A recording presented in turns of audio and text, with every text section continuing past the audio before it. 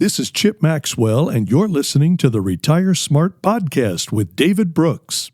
We kick things off with a barrage of standout headlines, LinkedIn's list of up-and-coming U.S. cities, a political shakeup in New York led by Zoran Mamdani, and In-N-Out heiress Lindsay Snyder's high-profile move from California to Tennessee.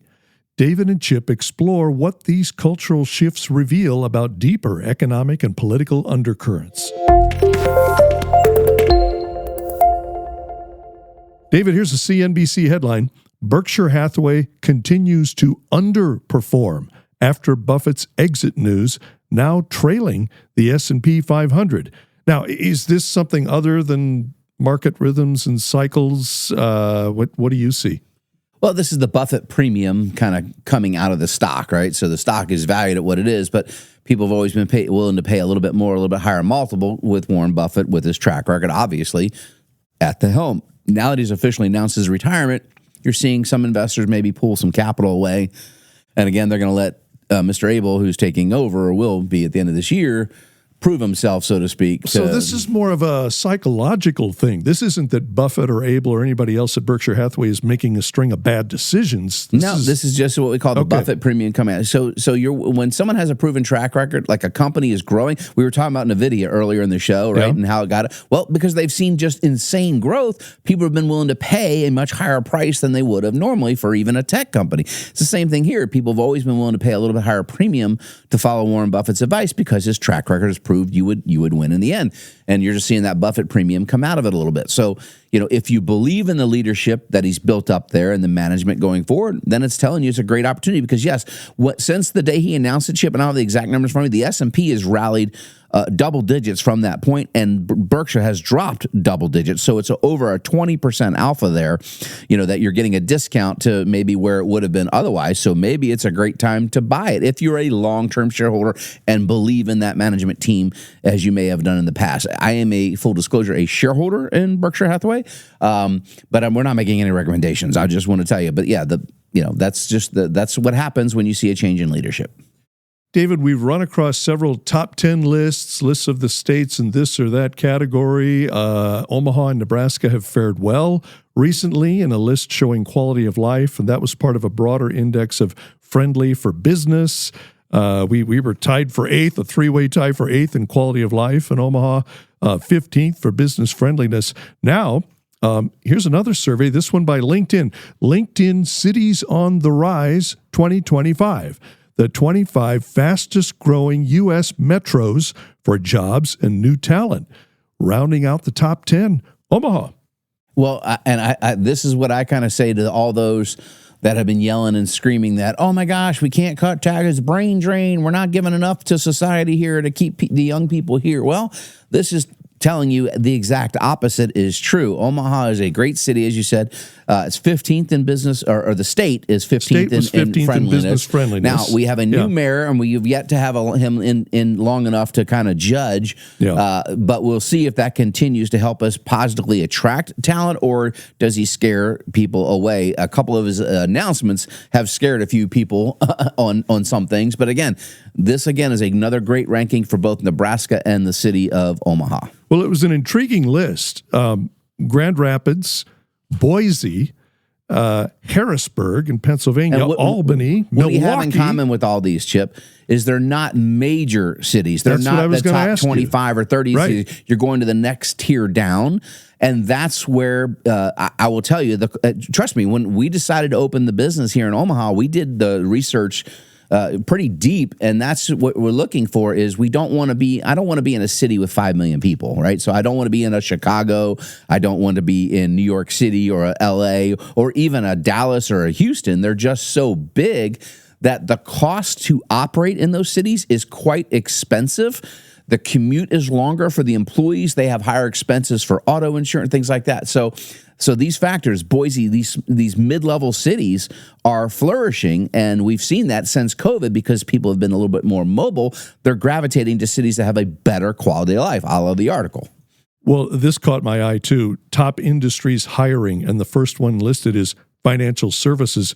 we're hiring so many people, I can't keep track of all the new names. Yeah, I know. We see names around here, and I'm done. My wife's like, saw somebody's name in one of our teams mentioned. She goes, "Who's that?" And I'm like, "Give me a minute." Yeah. I'll think of it. All right. Now, at the other end of the spectrum, here's the CNBC headline: New York City braces for wealth flight with Mamdani's political rise. The reference, of course, is to Zoran Mamdani, who appears to be the favorite to win the next election for mayor of New York. He's pretty much an unabashed socialist, communist. We've been documenting this and following this for a couple of years now.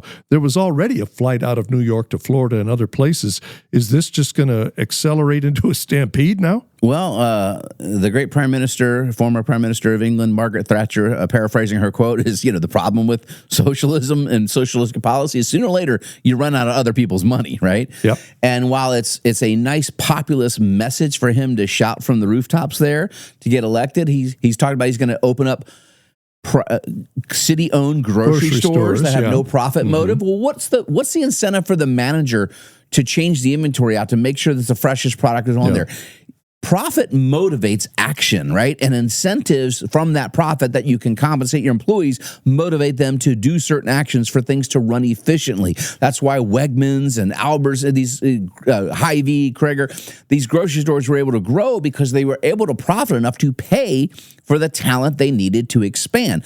Every time you've had government get into an industry, the costs go up and the service goes down. Look at healthcare today. How a disaster it has been since the ACA, the Affordable Care Act, has done anything but make it. We're premiums up over 360% since that act was passed, 15 years ago now, 16 years ago? And so, again... It's hard to find a plan for less than 20 grand. Kevin O'Leary of Shark Tank fame, right, Mr. Wonderful, is a Canadian investor. He was just on CNBC this morning, or Fox, I don't remember which one, but he was talking about it. He reached out to Mamdani's campaign. He wanted to have a meeting with him because he's got a lot of money invested in New York City. And if the policy he's talking about, he's like, hey, I want to get a clear understanding. But he's like, yeah, the capital's going to go. The capital can pick up and leave, Chip, and the city's going to find out. But we'll find out. I think it's November 4th is their election, and we'll know pretty soon after that what's going on. Well, even, Governor Kathy Hochul, who is not by any means a conservative. Left, but here's her comment in the story. I don't want to lose any more people to Palm Beach, meaning Florida. So even the Democratic governor is worried about what might be transpiring in New York City. Well, people are going to get up and move when they need to. That's just it. You put policies in place that are prohibitive for business growth, and the businesses can get up and leave. Well, now, did you just say people are going to get up and leave if they want to? Because here's the Fox Business headline: billionaire In-N-Out heiress Lindsay Snyder and family leaving California for Tennessee. This is the iconic burger joint. I think In-N-Out even predates McDonald's. I think it goes back even further than McDonald's and was built and grew in California. It has spread to other states. But now Snyder and her family are going to leave California for Tennessee. We've seen this happening, as I say, for years. Interview, and then people were kind of attacking her on social media. So like, oh, she's a billionaire. What does she know? Well, just so you understand, she inherited the stock in 2006, and it was about a little over $400 million that she inherited at the time when her father passed away. It was started by her grandfather. Her grandparents started it. She inherited a trust that is not hers, but she controls the trust, which has the other majority shareholder of it, which was her grandmother's stock, and her grandmother passed. But she's grown the company from when she inherited. She's working it. Oh, she's worked in the kitchen, cuts fry. I mean, she started at the bottom and worked her way up. She's not just a trust fund baby. And she's grown the value of that company from $400 million in 2006 to $6.7 billion, I believe, when I looked it up today. And the problem is they want to overtax corporations. The minimum wage in California is over $20 now that they have to pay employees, and they're making it untenable to be able to expand and grow. And guess where she's moving? To Tennessee. Yeah. What is Tennessee's income tax rate, Chip? I think it's 0. What's their corporate tax rate, Chip? Is that also That's 0? correct. That 0. I didn't know. So Tennessee is setting up to say, hey, we welcome business move. So capital, hey, watch New York City businesses get up and move. We've already seen some moved in Nashville. We've seen this out of Chicago.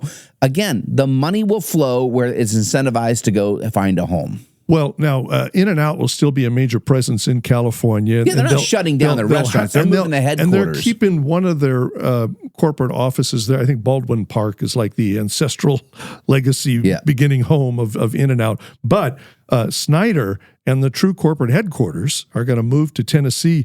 And she said it's just getting too hard. You know, interesting, David. She said it's getting too hard to raise a family and do business in California. So there are other forces at work that she finds making it difficult to raise a family as well. I don't know that we have the time to get into all that, but also she is, as you pointed out, she's working the business. This is a person trying to run and grow a business saying, you're making it too hostile. I'm going to find an environment that's more friendly. Well, no, and here's the thing. California, if they kept the corporate income in there, they would have benefited immensely. But because they've chosen to be this harsh with corporate businesses and call them evil, yada, yada, she's going to move. Now, they'll get paid on the business that happens in California, but that's it. When she moves to Tennessee and it starts expanding In-N-Out throughout the Southeast, which we'll see them all over. Now, we don't have In-N-Out here locally, but when we travel, my son loves to get an In-N-Out burger. When we go to certain places, I go down to Dallas for conferences. I do run by the In-N-Out, you know. So they're going to expand. They're going to benefit. And now who's going to benefit? Well, other communities will benefit from that business expansion. Yeah. Job creation will come elsewhere, et cetera. So California ends up losing. So that's, hey, watch out, New York City. You might be asking for this type of things to happen with businesses in your market today. I'm grinning because 3 of my 7 children, they began their lives in the Bay Area and grew up eating In-N-Out burger. And when we adopted them, they came into our family. We went back to the West Coast to visit some of their family and friends there. And before anything else, even before the people, In-N-Out. They wanted to get to an In-N-Out, the animal style. Well, I love how they are subtle. It was a Christian family, right? So very subtle things on the bottom of the cup. John 3:16 is just imprinted on the very bottom of your cup. That. Oh yeah, if you look at it's on the bottom of your cup. If you don't know, there's scripture on their fries. So they do it in a subtle way. It's not plastered everywhere. Yeah. Okay. It's just the faith of the founders. So I thought that was pretty cool.